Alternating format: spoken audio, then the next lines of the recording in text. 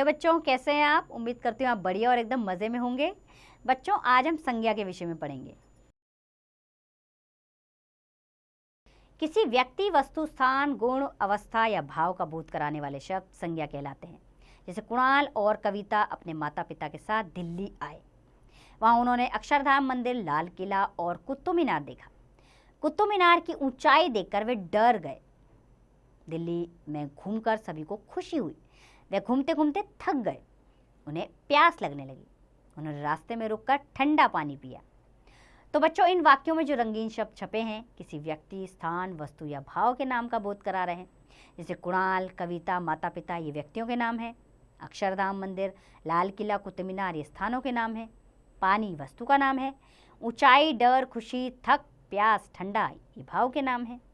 तो व्याकरण में ये सभी शब्द संज्ञा शब्द कहलाते हैं। आइए संज्ञा की परिभाषा जानें। संज्ञा उस विकारी शब्द को कहते हैं जिससे किसी व्यक्ति, वस्तु, स्थान या भाव के नाम का बोध होता है। आइए संज्ञा के भेद जानें। संज्ञा के निम्नलिखित 5 भेद स्वीकार किए गए हैं। पहला है व्यक्तिवाचक संज्ञा। जो शब्द किसी विशेष व्यक्ति, वस्तु या स्थान का बोध कराए उन्हें व्यक्तिवाचक संज्ञा कहते हैं। जैसे मोहन, मीरा, हिमाचल, हिमालय, काशी, गंगा आदि। दूसरा है जातिवाचक संज्ञा। जो शब्द किसी वर्ग या जाति के सभी प्राणियों, स्थानों या वस्तुओं का बोध कराए उन्हें जातिवाचक संज्ञा कहते हैं। जैसे गाय, घोड़ा, पर्वत, लड़की, नदी, पुस्तकें आदि। और तीसरा है भाववाचक संज्ञा। जो शब्द किसी वस्तु, प्राणी या स्थान के गुण या दोष, अवस्था या भाव का बोध कराए उन्हें भाववाचक संज्ञा कहते हैं। जैसे सुख, दुख, प्रेम, घृणा, मित्रता, शत्रुता, बचपन आदि। आइए इसमें जानने योग्य बात जानें। जैसे कि भाववाचक संज्ञा की पहचान के लिए सबसे सुगम तरीका यह है कि हम जिन संज्ञा शब्दों का स्पर्श नहीं कर सकते, केवल अनुभव कर सकते हैं, वे भाववाचक संज्ञा कहलाते हैं। जैसे मालिक को क्रोध आ गया। इस वाक्य में क्रोध भाववाचक संज्ञा है। हम पिताजी का स्पर्श तो कर सकते हैं परंतु उनके क्रोध का नहीं। यही इसकी सबसे बड़ी पहचान है। चौथा है समूहवाचक संज्ञा।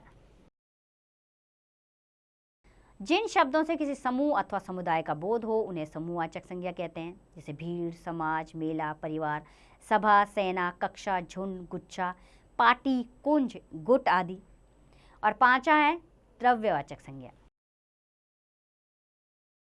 जिन शब्दों से द्रव्य यानी विभिन्न पदार्थ का बोध हो उन्हें द्रव्यवाचक संज्ञा कहते हैं। जैसे सोना, चांदी, पीतल, लोहा, पेट्रोल आदि।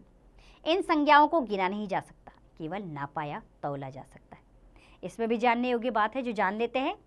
द्रव्यवाचक संज्ञा में ऐसे पदार्थ आते हैं जिनसे अन्य वस्तुओं की रचना की जा सकती है। द्रव्यवाचक संज्ञाओं का बहुवचन नहीं होता। इनसे पूर्व संख्यावाचक शब्दों का प्रयोग ना होकर परिमाण सूचक शब्दों जैसे थोड़ा, बहुत, मीटर, लीटर, किलो आदि का प्रयोग किया जाता है।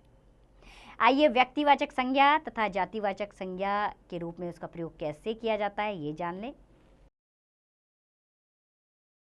तो हम जानेंगे कि व्यक्तिवाचक संज्ञा जातिवाचक संज्ञा के रूप में कैसे बदलती है। ठीक है ना। व्यक्तिवाचक संज्ञा का प्रयोग सदा एक वचन में होता है, परंतु जब कोई व्यक्तिवाचक संज्ञा व्यक्तिवाचक का बोध ना कराकर उस व्यक्ति जैसे गुणों या दोषों से युक्त अनेक व्यक्तियों का बोध कराती है तब वह व्यक्तिवाचक ना रहकर जातिवाचक हो जाती है। जैसे देश में दुर्योधनों के कारण द्रौपदियों का यदा कदा अपमान होता ही रहा है, तो दुर्योधन एक जाति का बोध करा रहा है। भारत में कई अशोक हो रहे हैं, तो इन वाक्यों में दुर्योधन, द्रौपदियों, अशोक को अनेक गुणों अवगुणों के रूप में प्रयुक्त किया गया है। अतः ये शब्द यहाँ जातिवाचक हो गए हैं।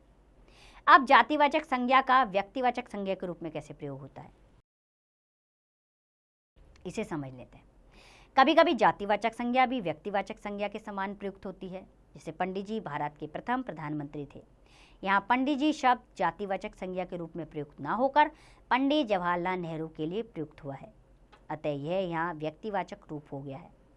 अन्य उदाहरण है जैसे इसके, महात्मा जी ने स्वतंत्रता का संग्राम लड़ा, नेताजी ने देश के लिए अपना बलिदान दे दिया। आइए भाववाचक संज्ञाओं की रचना कैसे हो इसे जान लेते हैं। भाववाचक संज्ञा निम्नलिखित दो प्रकार की होती है। पहला है मूल रूप में भाववाचक संज्ञाएं, जैसे सत्य, सुख दुख, अपमान, ठंड, जन्म, मरण आदि।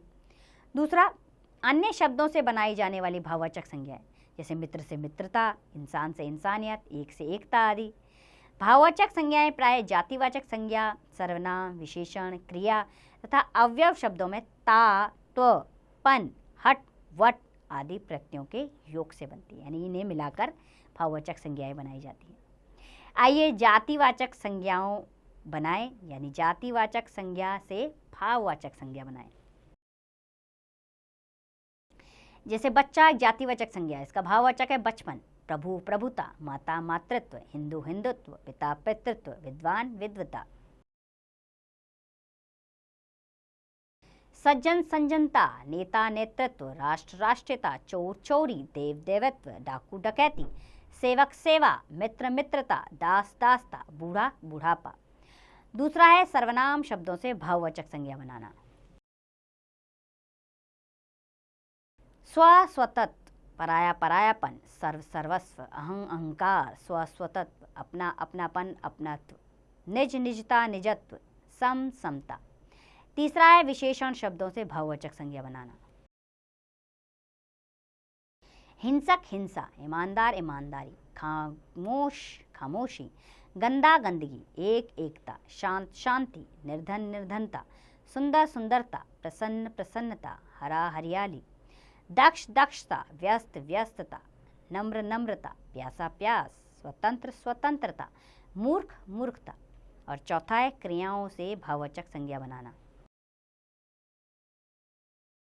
चमकना चमक, पढ़ना पढ़ाई, जीतना जीत, सजाना सजावट, बहना बहाव, कूदना कूद, लिखना लिखाई, थकना थकावट, जागना जागरण, बचाना बचाओ, पूजना पूजा, खेलना खेल, उड़ना उड़ान, हंसना हंसी, कमाना कमाई, रोकना रुकावट।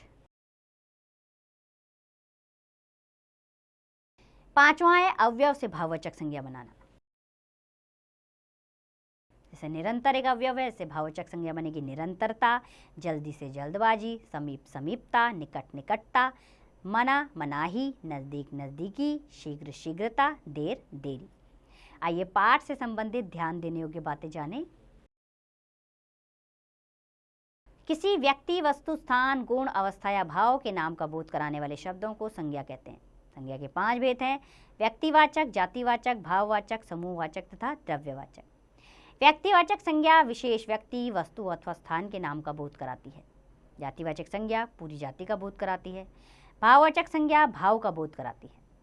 समूहवाचक संज्ञा किसी समूह अथवा समुदाय का बोध कराती है। द्रव्यवाचक संज्ञा द्रव्य का बोध कराती है। भाववाचक संज्ञा शब्द 5 प्रकार के शब्दों, जातिवाचक संज्ञा, सर्वनाम, विशेषण, क्रिया तथा अवयव से बनाए जाते हैं। तो उम्मीद करती हूँ बच्चों आपको संज्ञा अच्छे से समझ आई होगी। अब इसका अभ्यास कार्य आप स्वयं कीजिए।